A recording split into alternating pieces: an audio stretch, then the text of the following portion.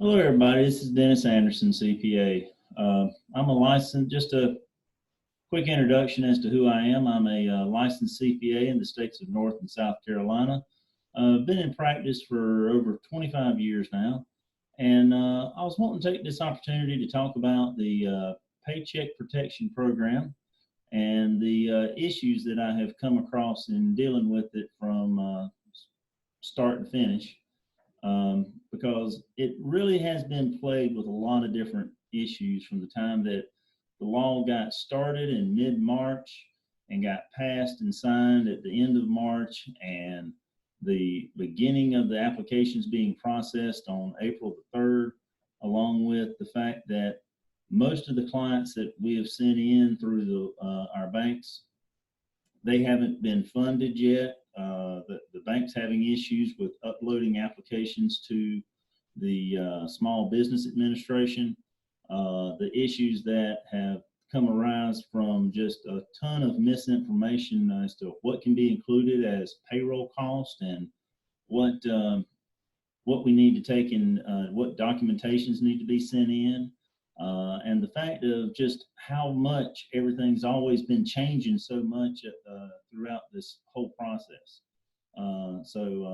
And I'm going to go through a bunch of different documents, which I'll put up and have available as well with this video, so you can look through them for yourself and know exactly where I was getting the information that I came across, because there's been a lot of people that talked about things that, oh, you can include distributions for the Paycheck Protection Program. No, you can't.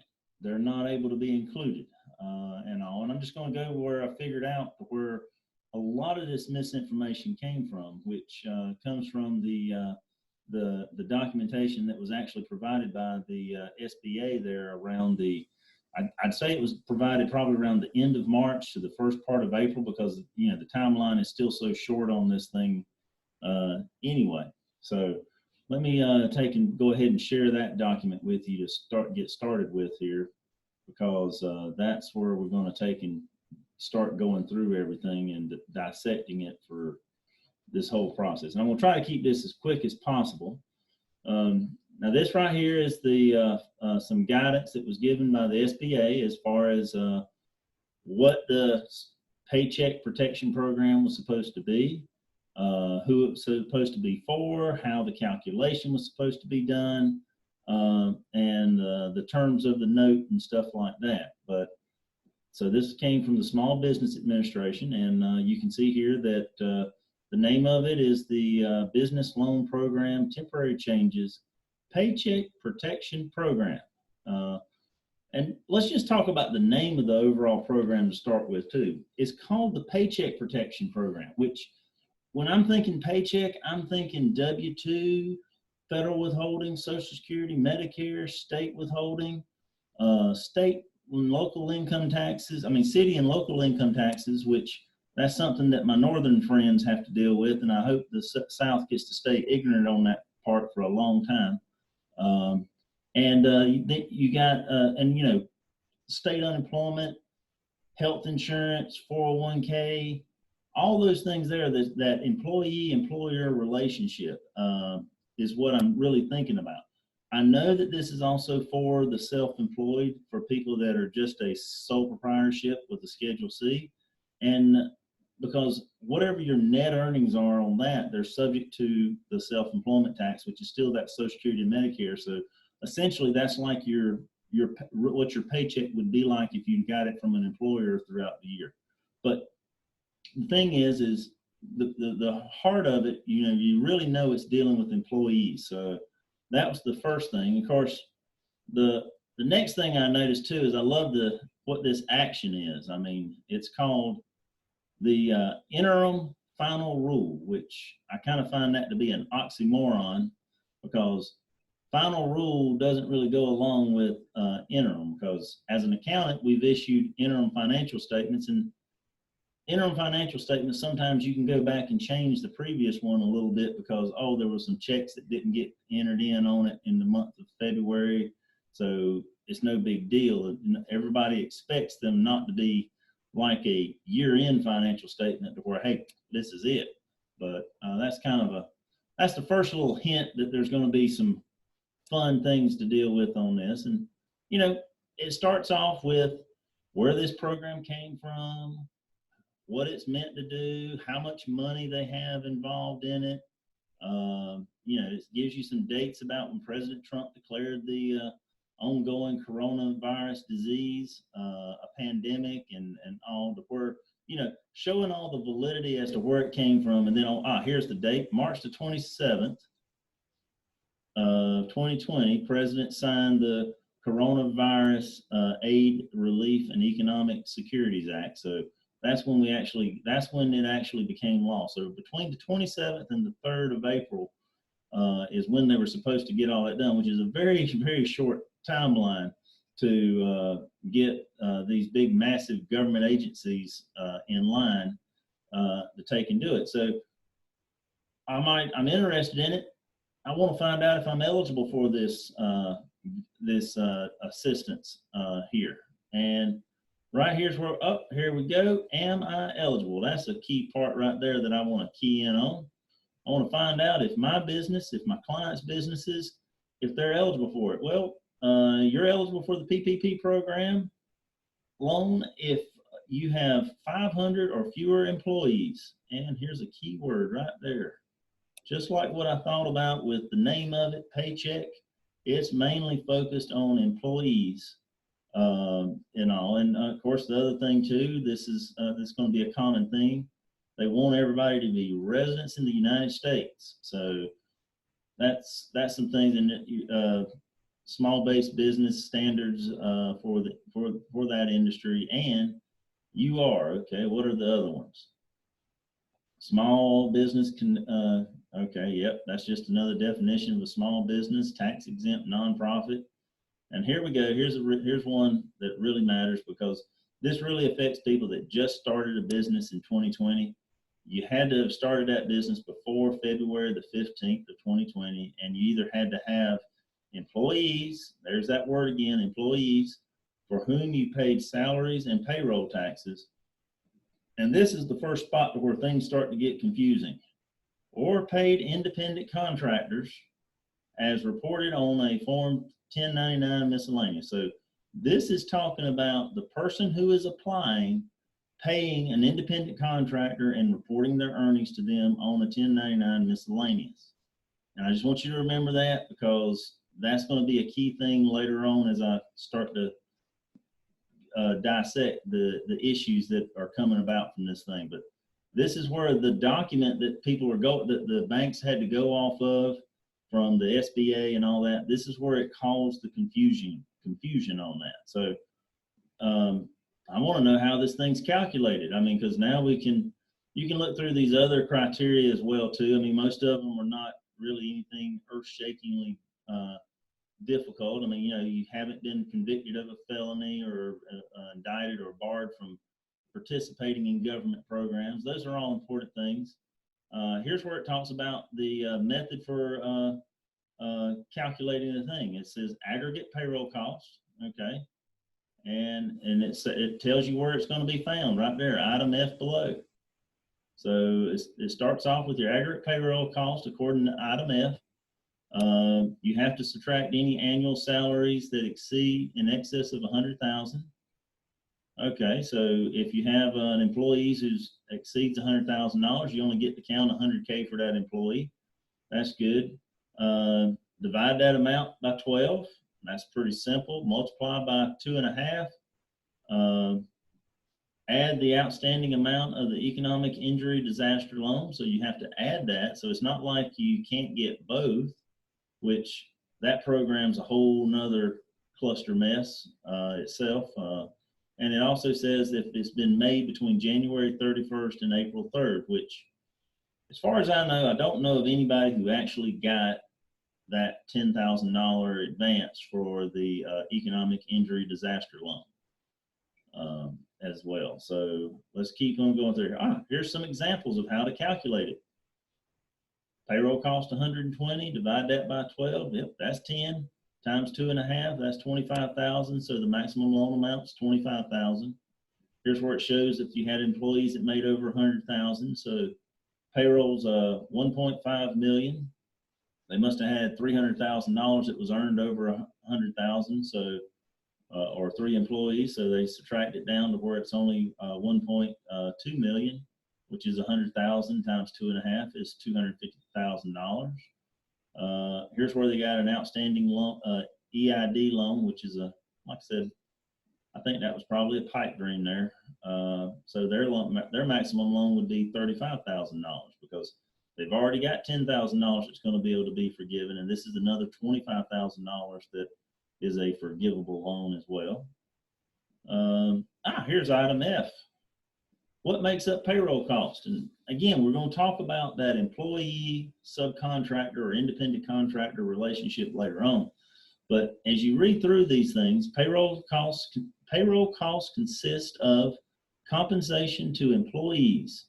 All right, at the inside the U.S., bingo, there that is again, which in the form of salary, wages, commission, or similar compensation. Now, the similar compensation is is another place to where some of the people that looked at this and talked about it said that things could be included as part of it that really aren't mentioned because they're not listed down here later on. One of those key examples was distributions. People that are S corporations or sole proprietors, they take a draw or a distribution out of their company as compensation to the owner because they're going to have to pay tax on the net income anyway. So that's just a way for them to get the cash and spend it however they want to. But that's not part of payroll. That's not part of their paycheck. It's not reported on their W-2. So still, it's kind of going back to that there. If it's not on that W-2, it's not going to count. And I heard some clients of mine that were dealing with some of the large banks that do SBA loans. They were told in conference calls that, hey, yeah, include your distributions. And I thought, oh, well, this is one of the larger lenders of SBA loans, so I'll just go ahead and go along with it too right now. But I finally got a chance to kind of start looking through this, and I'm really seeing the theme of this whole program is really back to the W-2 employee thing, W-2s earnings, not people that are paying subcontractors or independent contractors. But it did say so at the very beginning, so that's where that confusion comes from too. In other words, remember, go back up here to this, sorry about that. Go back up here to this part. It says right here that, hey, your business is going to issue 1099 miscellaneouses. So that's where it came from. People thinking that, hey, I pay these subcontractors for work, so I should do that. But when you look through item F here, they left out that. They didn't, there's nowhere where it says 1099 or it said, because it just says employees. And of course it says similar compensation, and they're talking about, the first thing they talk about is cash tips. This is where the wait staff and tip-waged employees, if you weren't reporting all your tips, you kind of hurt your employer on this because they could have got a bigger Paycheck Protection Program loan if they would have known all of your tips. So it kind of does hurt. I mean, the employer can come up with some records for those and make a good faith estimate on such tips. Of course, this is where the employer gets to still include not just for the time that you're at work working, but also if he pays for vacation, parental, family, medical, or sick leave, allowance for separation. So if he gives out pays for severance pay, that still counts. So basically, all your wages that are going to go on that W-2 form are what are counting. Employee benefits consist of group health insurance coverage. So if your employer is paying part of your health insurance, bam, he can tack that in here too. Also, if he matches your retirement, boom, he can tack that in for the 401k, which that's something that I'll hit on too later on. State and local taxes assessed on compensation of employees. So now this is what the state charges you for paying employees. Now, here where we go, there's finally that independent contractor word. And for an independent contractor or sole proprietor. Okay, so this isn't talking about for the people that you're paying as independent contractors. This is talking about the people that are the independent contractors and sole proprietor. Your wages, commission, income, or net earnings from self-employment or similar compensation. So this is where your net earnings on your Schedule C, or if it's a partnership, the net earnings of a partnership that are subject to self-employment tax. So that's where that's coming from. That's going to be, I believe it's line 31 on your Schedule C, which I'm not going to really deal into the self-employment side of this thing too much, but this is not meaning the 1099s that you issue like they mentioned up above. In other words, this section right here is not telling you that the payroll cost for the payroll cost for these 1099 miscellaneous independent contractors that you pay. That's not what they're talking about. I don't know why they put that in there. They should, to me, they should have left that out. They should have just said salary and wages, or if you're self-employed, your net earnings, not if you paid independent contractors, because from what I see in item F, what I pay independent contractors is not supposed to count. So that's just me, but that's not, that's why this thing is so messed up and what I call it a crap show for sure. So, and then of course they always add in this or similar compensation just to kind of be real vague and all. So we don't really know what's going to count in for that. But they do talk about anything that is expressly excluded from the definition of payroll cost. And of course, yes, there is. And they got a couple of things here. You know, employees that don't live in the U.S. Well, we kind of figured that one from above. Compensation over $100,000. Okay, we got that from above. Now this one here is a little bit unique. Federal employment taxes. Let me get all of it in here, including, yeah. And we'll stop there. That's good enough. All right. So this one right here is federal employment taxes imposed or withheld between February 15th of 2020 and June 30th of 2020, including the employee and employer share of FICA. Now, hold on a second. Gross wages includes everything that comes out of the employee's paycheck. So if I include, if you're getting paid $10 an hour and you work for 40 hours, then your gross wages are going to be $400. That's going to include the federal withholding that's going to be deducted, the Social Security, the Medicare, and the state withholding that's going to be deducted. If that employee has 401k, that $400 includes what the employee has come out of their paycheck. If that employee is part of the health insurance plan for the company and he's getting health insurance deducted, whether it's a Section 125 pre-tax plan or a regular group health plan, he gets that's included in there as well too, in that 400 and all. So I don't really understand why are we subtracting those withholdings now, because that's still part of the employee's pay. If we're wanting to protect their paycheck, we should still leave that. And then of course, don't even catch the fact that it's talking about from February the 15th through June the 30th, which June the 30th hadn't even got here yet. And most of the banks are wanting your W-2s and 941 reports for 2019. They're not really looking at 2020 too much. I mean, so that's just a little bit confusing.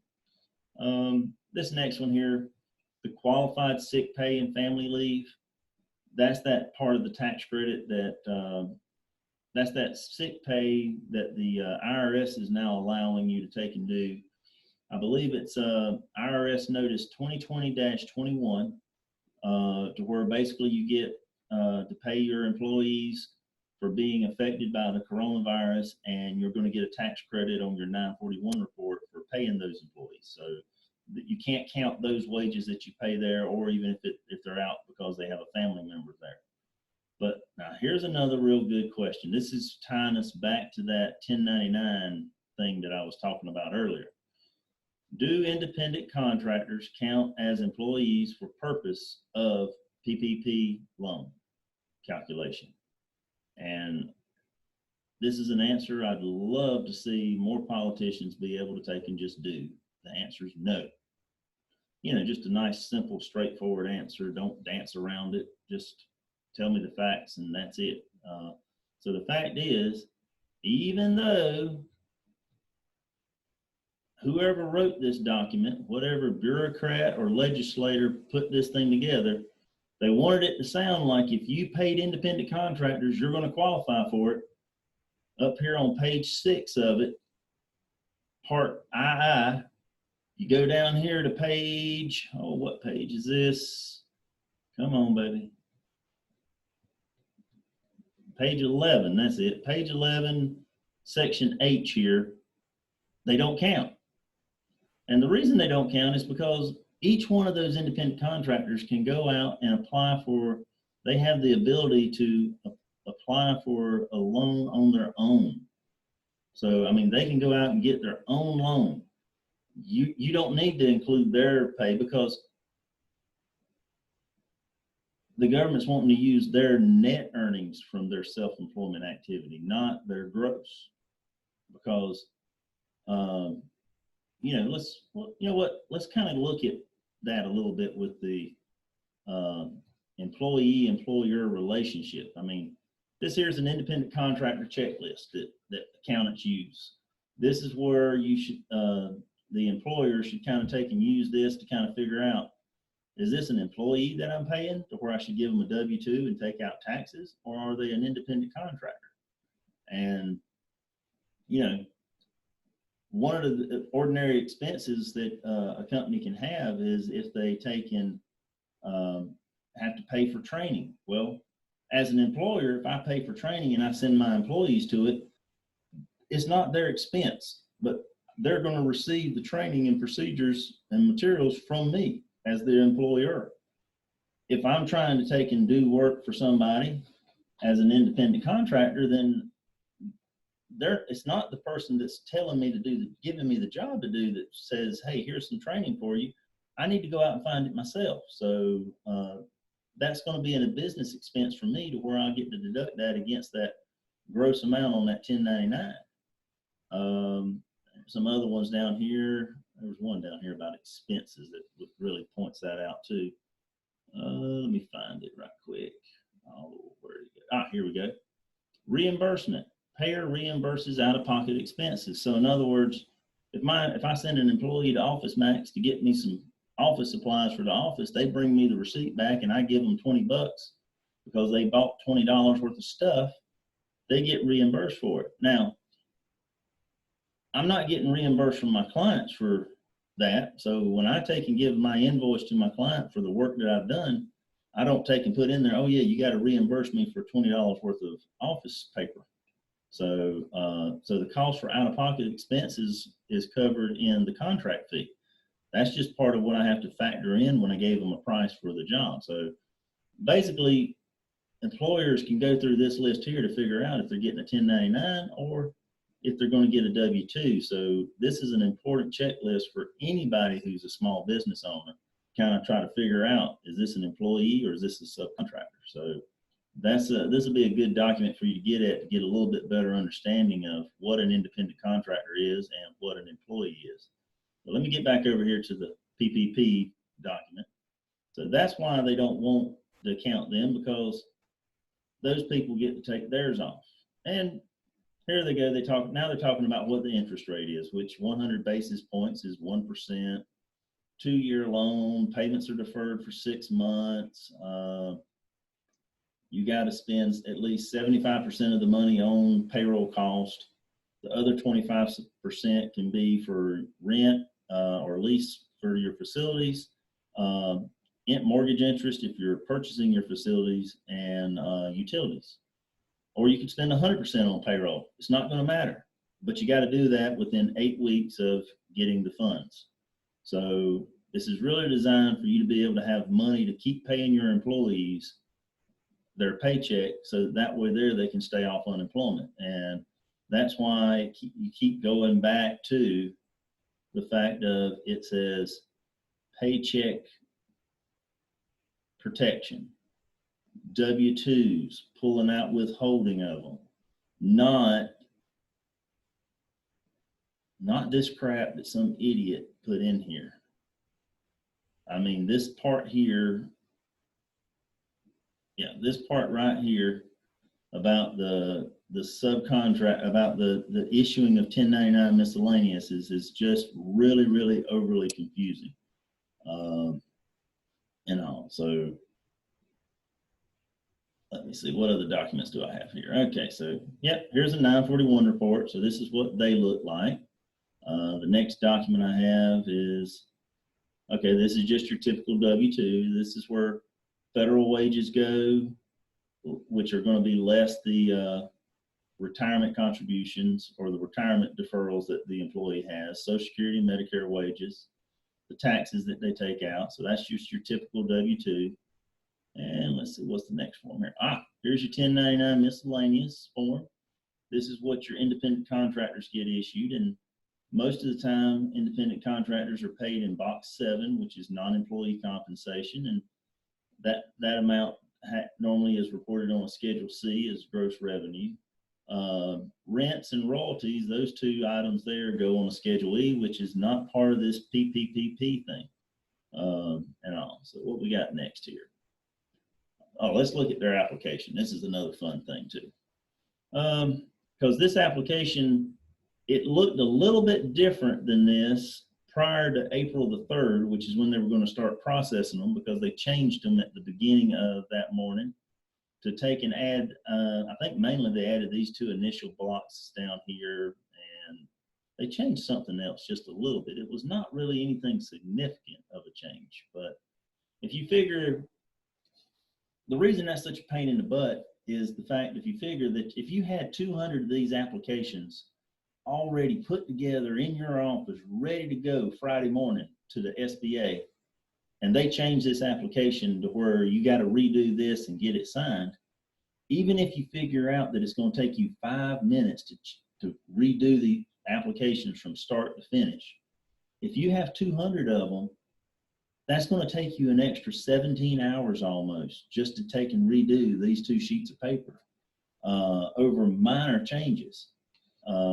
And of course, here's where they put that thing in here about, have you received the economic injury disaster loan between January 30th and April 3rd. I feel sure that there's some other things that constitute what could have been in that loan program. I'm not going into that, but I just kind of like, for the people that first heard of this because of the coronavirus, the answer to this one's an easy no. And all. So let's see, what's my next document that I got? Oh yeah, this here's the Form 1096. So when you issue 1099s, you have to send them to the federal government. So you take and put them all together, and you put one of these forms on top of it where you're going to put your name as the one who made these payments, this other information, and you're going to put the total for all those 1096s, the wage dollar amount, not into specific categories. I mean, you'll mark which type of form it was and what it was that was included in here, but that number there, number 5, which that's going to be important later on too, it covers a whole bunch of different things, even things that are not normal 1099s. You got your 1099K, your 1099 patronage dividend, all kinds of stuff. I mean, just a whole hodgepodge of information and number of dollar amount that's going to go there. So let's see, what else do I have? I got a couple more. Oh yeah, this is the W-3. So just like the 1096, this is the form that goes on top of the W-2s when they get sent into the Social Security Administration. So nothing really exciting on that one. And I think that's my last one of those. Yep, it is. So those are all the documents that kind of the banks are going to need for the PPP program or the PP program, and kind of a real short overview as to what they have to do. And as you can see, the beginning of the doggone document, why did they even talk about 1099 miscellaneous is here, I don't know. Really and truly, it should be just the employer with this form, these, and not those, not that one, the W-3, because that's part of the W-2, and that would be what all they need to have on there. No, we don't want to close. And so that's what those are. Now, the other thing that happened too that I found out about this, with all the issues and problems that were going on, because of the way this document is and the fact of how it added the confusion of adding in your 1099 compensated independent contractors, which I know a lot of people refer to them as 1099 employees. That's an oxymoron as well, because you don't call these people that end up on this side of the checklist employees. They're called independent contractors. These are your employees, not these people. So saying a 1099 recipient is an employee is just completely wrong. There might be some occasions as to how you could come up with a reason why an employee would get a 1099 from a company, but that's still basically something outside of their employment job normally.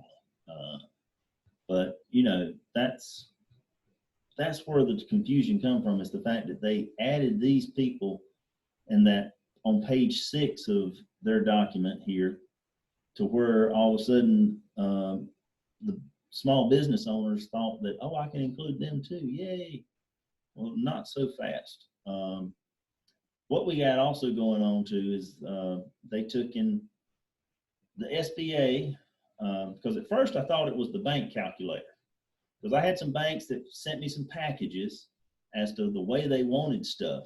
And what they did is they took and said, oh, here's an Excel calculator for you to use to kind of calculate the loan amount. And I'm like, oh, great, because I tried to create my own, and I didn't know what you needed, what you didn't want. So we were taking and putting everything into that Excel document of our own, so that way there, if they didn't need it, we could just delete it. I told everybody in my office, I said, just include everything under the kitchen sink, and whatever they don't need, we can just delete, because it's a whole lot faster for us to delete it than it is for us to look and add it again later, because we were kind of driving blind here. So we did that, and then all of a sudden, April the 3rd, the SBA opens up taking these applications. The banks get the new SBA application and some other information from the SBA as well. Over that weekend, on Monday, the next Monday, the 4th, the 6th or the 7th there, when that morning I get some packets back from the banks, because the banks take and come up with their own packet of, here's our information that we want you to get together for these things, because they want us to try to help organize it for clients and help them out to be able to make it faster for them to process it. And I got we got two from one bank. We ended up getting 2 calculators, which I actually started picking on them a little bit about the calculators, and it was kind of funny at first because there was some misspellings and stuff. I thought it was just funny, but there's also some real issues in the calculator, and also how they took and got confused by this document as well too.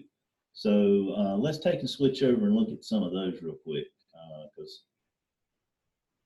I know you're going to like some of these. Let me see, which one is it? I'm going to start with this one here. Yep. Okay. So this calculator is real nice. I mean, you put a number up here, 120,000. Boom, it calculates it all out just like that example. Well, didn't get all the way. For some reason, it quit working, getting all the way down here. And notice what it's asking for. Payroll off of 941, group health insurance cost, employer benefits, retirement benefits, the state taxes. Here's where if you're a sole proprietor, so like I said, I'm not talking about the sole proprietors too much, but it does ask for your 2019 Schedule C, what was on line 31. So if you took and you made a net income yourself of $50,000 and you had payroll of 120, I mean, like I said, I don't know what's wrong with this calculator. I have not edited any of the formulas, but as you can see, it ain't working. It's not working too good. You got, there's where they misspelled deductions.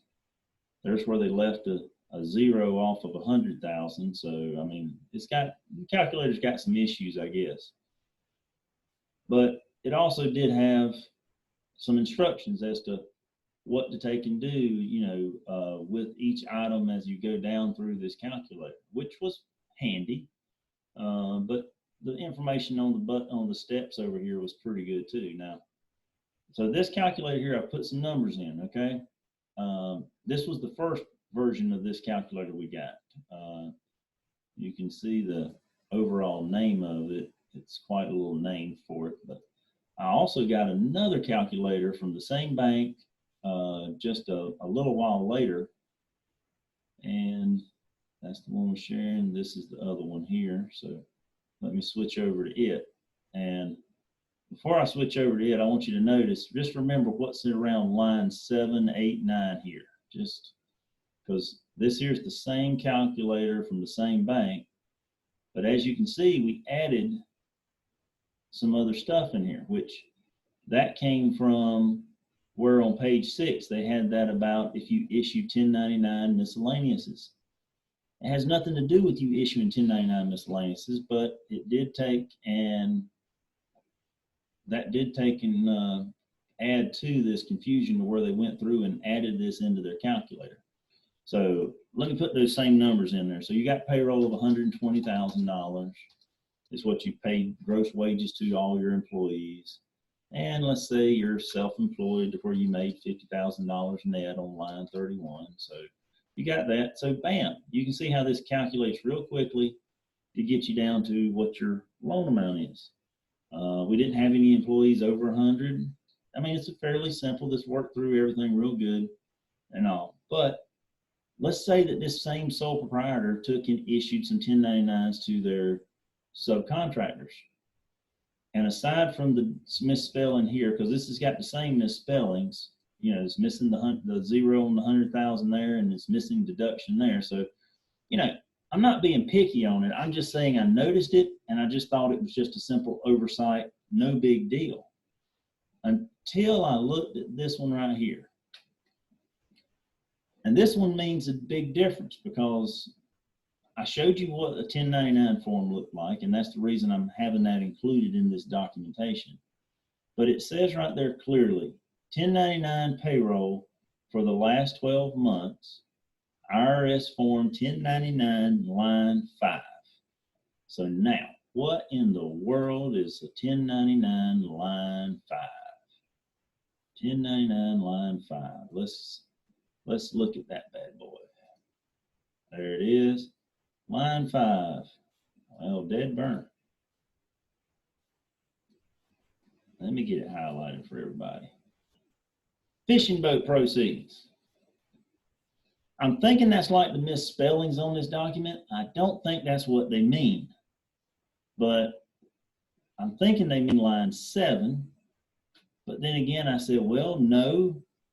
It says just 1099, just a form 1099. Normally when we refer to 1099 miscellaneouses or MISCs, we say the whole thing. But that's where I was thinking, I thought about, oh, well, what else goes with the 1099s? The form 1096. Okay. Yeah, there's a line 5, and that would actually have a number on it. But the only problem with that number is it includes all this crap. It's going to include stuff that's not even subject to self-employment tax, because it includes all the numbers that are on the 1099 miscellaneous, 1, 2, 3, 4. I mean, you know, all the boxes. You know, it's like the spaghetti sauce. It's all in there. You know, so that's not a good number to use for this calculator. So I don't know why they were doing that, but that's what they did.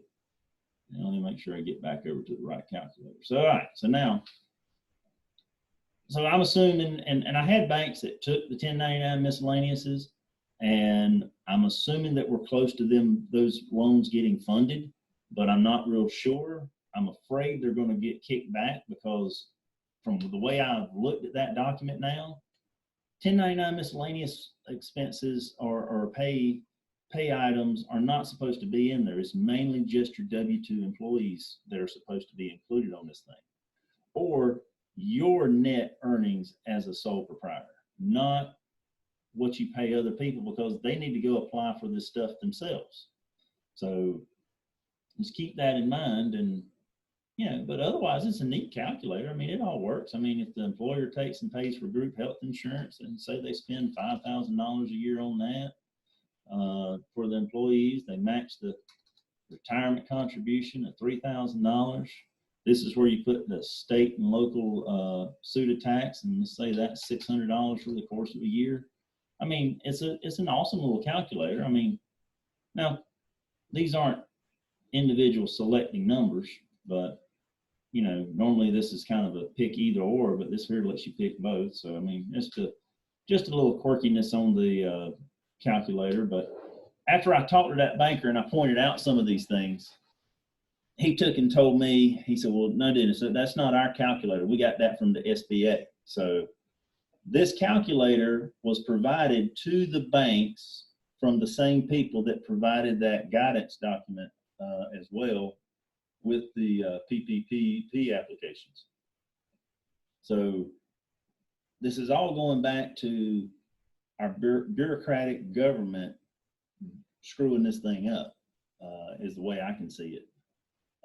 Because there's a lot of people that haven't gotten funding on this thing. I know there's a handful of people that have gotten money on it. I'm not saying that there's not money coming out, but the process is a lot slower than what it was advertised that it was going to be. And there's a lot of issues in there to where you should have had somebody that understood our dang freaking tax law sit there and say, hey, no, you're using terminology that is associated with independent contractors, and we're not going to be using their pay in this process. They use that themselves. That should have been a separate paragraph or a separate group. You should have taken and broken that out to where it would have been more clear cut as to, we want W-2s. We want self-employed earnings. We do not want what you pay people as subcontractors. We don't care that you're taking and paying people as subcontractors and they really should be employees. We're not the IRS. We're not the ones that are trying to fix that. This is a loan program to protect people that are getting W-2 paychecks or the self-employed person with their net earnings at the end, not anything else. And it's really been a total crap show as to how this whole process has been going, and the information that has constantly been changing left and right, and what people have been hearing out there on the internet. It has not been a smooth process at all. I mean, I had a couple of banks that told me last week that they didn't get their portal opened up to the SBA until Tuesday or Wednesday, which is 4 or 5 days after they started processing these applications. And with this being a thing that's a first come, first served basis, everybody's in a super rush for this. So those kind of delays like that really stink. There's some credit unions I know of in my area here that they're just flat out not doing it. So those people are having to try to find a bank that will take their application. Well, all the banks are taking just their customer applications. They're not taking new customer applications.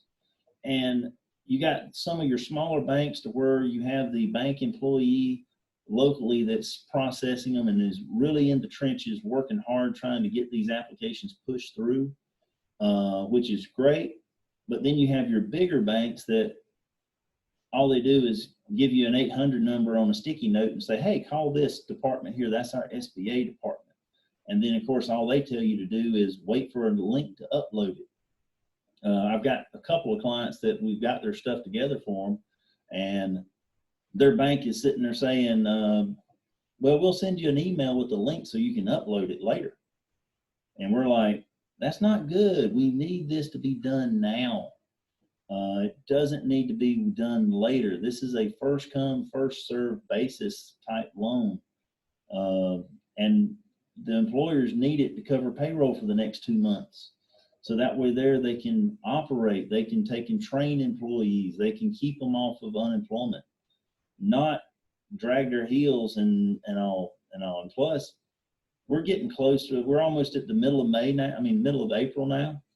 And, you know, if we get our economy open back up for business in May, that'll be great that the employers have all this cash in their bank account to cover payroll, because that'll help them be able to get started and get the things going again if we can start getting back to normal in May. But if not, it's going to really stink, because if their 8 weeks expires and we hadn't gone back to some sense of normal, then all of a sudden this has now become a loan that the employer is going to have to pay back, because you have to spend 75% on payroll. And it has to be those payroll items as part of Part F on there. So just keep that in mind. If you haven't gotten it yet, keep working on it. They haven't run out of money yet.